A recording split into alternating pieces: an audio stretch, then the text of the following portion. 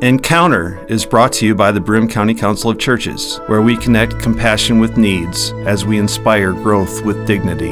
You'll find us in special places throughout the community. For those who remain hungry, we provide meals. For those who are challenged, we build wheelchair ramps. We comfort those who are ill, minister to those who are confined, and we remain an advocate for change and understanding on behalf of every element of our community. Connect and inspire. Encounter the Broome County Council of Churches.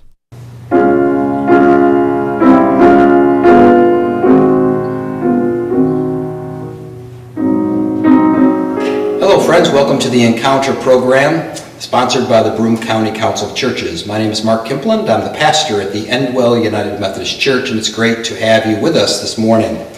We have a real treat on this particular broadcast. With us this morning is Joseph Mohen, who comes to us. We actually are taping this on Thursday, June 26th, for a concert that Joe is doing for us in this area and at the Endwell United Methodist Church. Joe, welcome to the area. Thank you. It's great to be with you. So very glad. We've waited a while for this concert and to meet you. So Joe, tell me about your family, about your background. What is it in the formative years, or your immediate family and such things that you can share with us so we can get to know you a little bit better? Well, I had the pleasure and the opportunity of being homeschooled until I went to high school.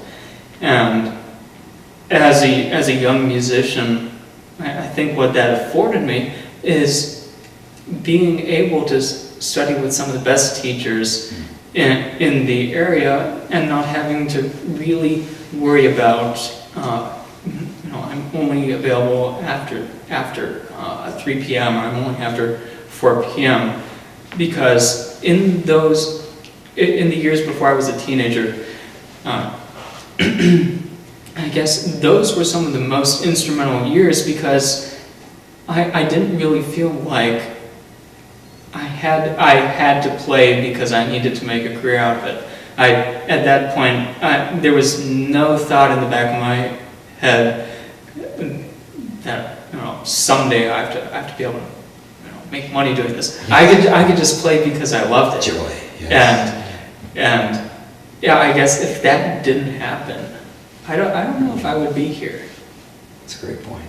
And having great friends who, after I would come home from a lesson at 11 a.m., I remember one of mine was at that time, some other people in the same homeschool group, sometimes we would run over into the beginning of the summer, and then we would go over for a swim in their pool, and I would completely forget about the lesson and completely forget about what I needed to do for next week, or the fact that I needed to get the scales 20 clicks faster on the metronome. Near the heart of God. This next one, my very first year at Juilliard, you'll find a lot of these pieces tonight in some way or shape or form. They tie back to my days at Juilliard somehow. My very first class I remember taking there was counterpoint and harmony. And in that class, I always heard about things like canons, things like rounds, because we would always do them in Sunday school, and we would always do them as a part of our warm-up for when I would hear the high school chorale practicing. They would do these things for warm-up, but I never really understood why some people held them to such a high regard. I never understood why J.S. Bach was looked up to as much as he is in the classical music world. And what I got that first year, I was exposed to counterpoint, which is in essence the interplay between two voices. And how I can do that best at the piano is using my two different hands as two different voices, instead of in the last piece you heard pretty much an accompaniment that was distributed between the two hands, and the melody most of the times was on the top in the right hand. This next one I played around with the idea of canon and the idea of putting two songs together and having them being played at the same time. So you'll hear Near to the Heart of God, but you'll also hear at the end Spirit of the Living God played in tandem, and you'll be able to hear both at the same time. And this was the result of being in that class for 1 year and learning the conventions of counterpoint. So enjoy.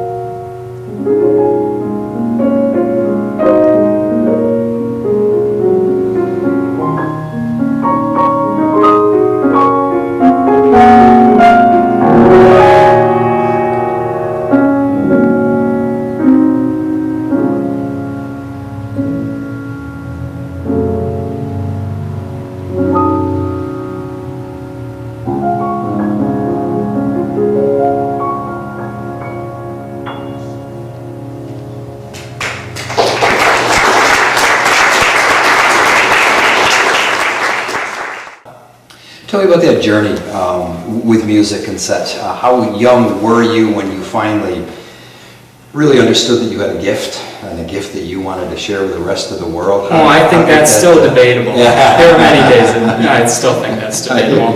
Today may be one of them. But I suppose I always enjoyed playing music. My family is not musical per se. Okay. They appreciate it more than most people I know. Yes. And it was a treat to grow up going to concerts in the park, going to Pop's concerts at the Symphony, and having my dad, my mom, my grandmother sing these songs and say, "Oh, can you play that back?" I enjoyed that, but I didn't really think that it would turn into a livelihood, into something that I would be able to spend all my time doing. And I do want to mention that I feel incredibly lucky that I'm able, at this point, to make a living doing what I enjoy doing. Yes. And what I think that what I was chosen to do. And that makes me feel very lucky. Yes. And I'm very, very pleased to do that. Right. Back to what you were saying, when the point came that I knew that, I guess as you put it, that I had a gift, it's been sort of a journey. And there wasn't really one particular point where I said, "Oh, I can do that." Over the years, it's just been sort of a conglomeration. And this concert that I'll be performing tonight, Yes. a lot of the sacred, or all of the sacred songs I'm playing tonight are my own arrangements. Okay. And from a young age, I was encouraged to, make things up as I go along, or not, the score doesn't tell you everything. It gives you hints, it gives you clues, but as the performer, as the conduit, it's your duty to infer. And arranging and orchestrating is along that same vein. Okay. And for these sacred pieces that I've arranged, that's what I was thinking about. And that, again, wasn't something that just happened on the spot, but as a result of having wonderful worship leaders, wonderful pastors, and of course my parents, who encouraged me, saying like, "Oh, this is something that you could do," and I found I enjoyed doing it. I felt like I was able to lend my voice a little bit more when I opened it up in that regard. Yes. Yeah. The next two pieces on the program have a French flavor to them. The first one, slightly obvious because it's by Claude Debussy, being a French composer.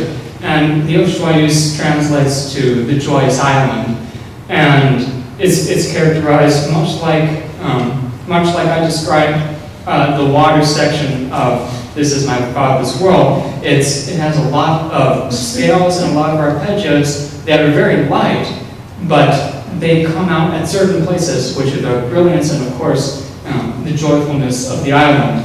And I'd like to play these next two pieces without a break, or without talking in between them. And the second piece, I drew influence from another piece of Debussy, this one from his book of Images, the first book called Reflections in the Water. And being sometimes, I think,